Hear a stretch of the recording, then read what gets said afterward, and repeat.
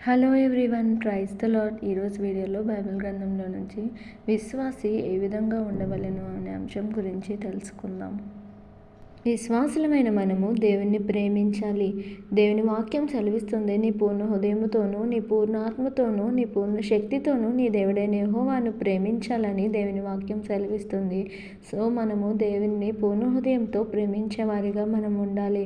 రెండవదిగా చూసినట్లయితే దేవునికి భయపడాలని దేవుని వాక్యం సెలవిస్తుంది.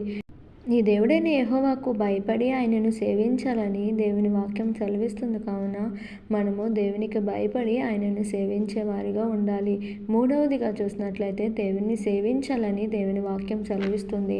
నీ పూర్ణ హృదయంతోనూ, నీ పూర్ణ ఆత్మతోనూ, నీ పూర్ణ బలముతోనూ నీ దేవుడైన యెహోవాకు భయపడి ఆయనను సేవించాలని దేవుని వాక్యం సెలవిస్తుంది. నాలుగవదిగా దేవుని హత్తుకోవాలి అని దేవుని వాక్యం సెలవిస్తుంది.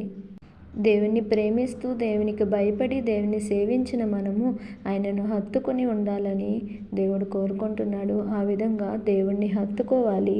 ఐదవదిగా చూసినట్లయితే దేవుని ఆజ్ఞలను అనుసరించాలి. దేవుడు మనకు అనుగ్రహించిన ఆజ్ఞలను అనుసరించి నడిచేవారిగా మనం ఉండాలి.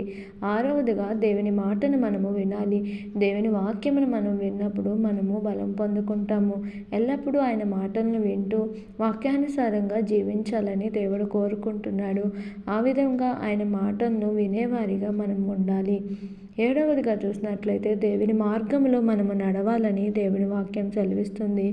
ఆయన్ను ప్రేమించిన మనము ఆయనకు భయపడుతూ ఆయనని సేవిస్తూ దేవుని హత్తుకుంటూ ఆయన ఆజ్ఞలను అనుసరిస్తూ ఆయన మాట వింటూ దేవుని మార్గంలో మనము నడిచినట్లయితే మనము దారి తప్పిపోకుండా దేవుడు సరైన మార్గంలో మనల్ని నడిపిస్తాడు. ఆ విధంగా విశ్వాసులమైన మనము దేవుని మార్గంలో నడుస్తూ ఆయనకు భయపడుతూ ఆయన్ని ప్రేమిస్తూ ఉండాలని దేవుడు కోరుకుంటున్నాడు. ఆ విధంగా సరైన బాటలో విశ్వాసులమైన మనందరినీ దేవుడు నడిపించునుగాక.